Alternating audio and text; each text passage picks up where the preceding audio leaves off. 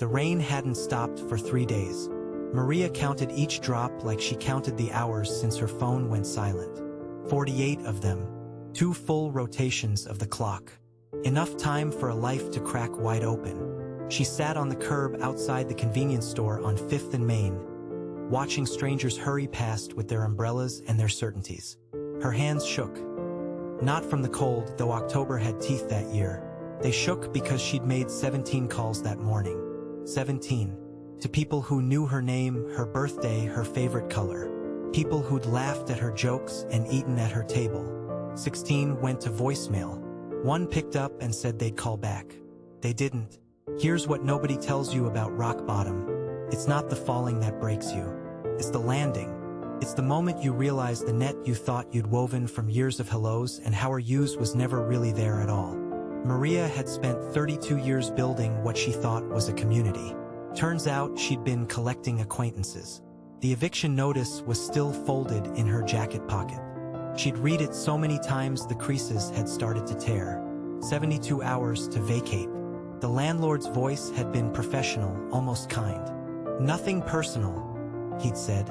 Like those 2 words could cushion the blow. Like personal wasn't exactly what it was when you're about to sleep in your car because the company you gave 9 years to decided your position was redundant. Redundant. They'd made her existence sound like a duplicate file you delete without thinking twice. A woman in heels clicked past, phone pressed to her ear, laughing about brunch plans. A teenager with headphones bobbed his head to music Maria couldn't hear. An elderly couple shuffled by, hands clasped, existing in their own small universe. None of them saw her, or maybe they did, and that was worse. Maybe she'd become the kind of invisible that happens when people decide looking costs too much. Maria pulled her jacket tighter. The fabric was thin. Everything about her life felt thin right now, her savings account, her options, her hope. She wasn't even sure why she'd come to this corner. Habit, maybe. This store was where she'd bought coffee every morning before work. Back when work existed. Back when morning meant something other than waking up to the same nightmare. Someone dropped a coin in front of her. She hadn't been asking, hadn't even put out a cup.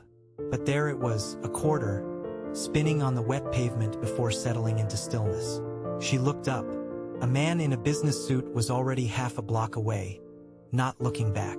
Pity in motion. The kind that makes the giver feel better without actually changing anything.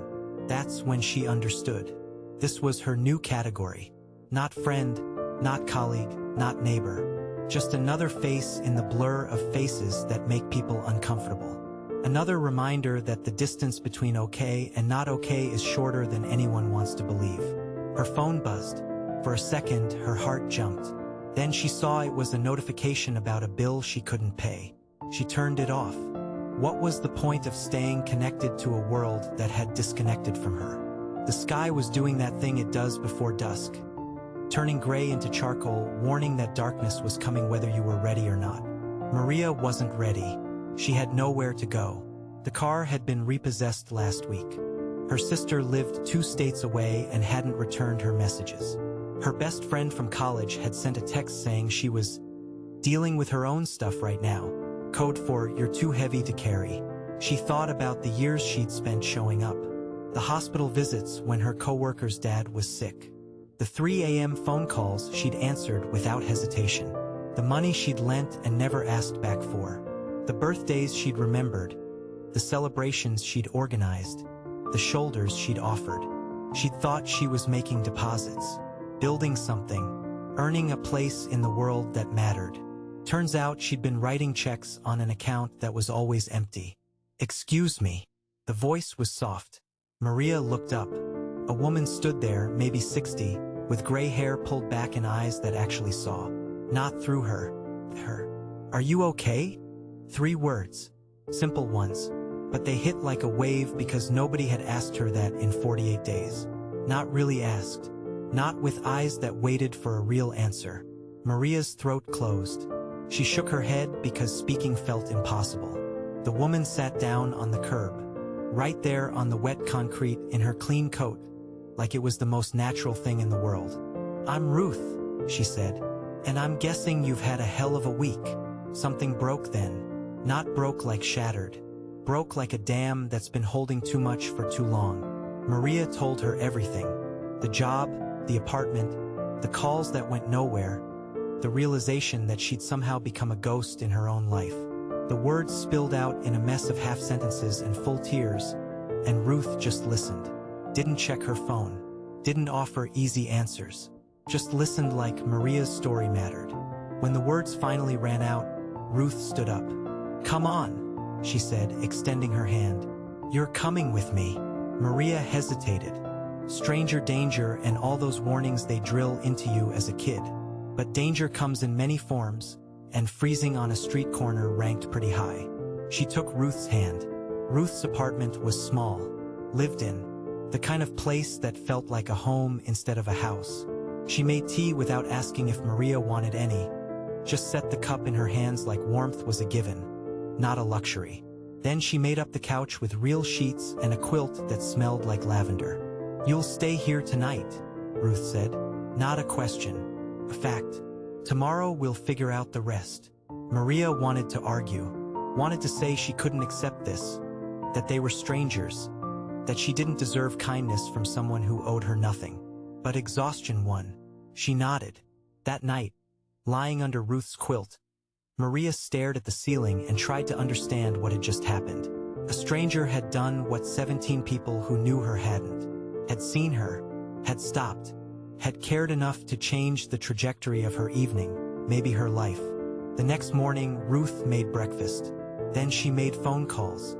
She knew people, a friend who managed an apartment building and had a unit opening up, another friend whose company was hiring, a church that had an emergency fund for exactly these situations. Within a week, Maria had a job interview. Within 2, she had a paycheck coming and a place to live. But here's the thing that mattered more than any of that. Ruth kept showing up. Not because she had to, because she wanted to. She'd text to check in, stop by with groceries, sit and talk about nothing and everything. She'd become the thing Maria thought she'd had before. Someone who actually gave a damn. 6 months later, Maria stood in her new apartment, small but hers, and thought about that night on the curb. She thought about the 17 calls that went nowhere and the one conversation with a stranger that went everywhere. She thought about how she'd been measuring connection all wrong, counting contacts instead of counting who'd actually show up when the counting mattered. Her phone rang, a number she didn't recognize. She almost didn't answer. Then she did.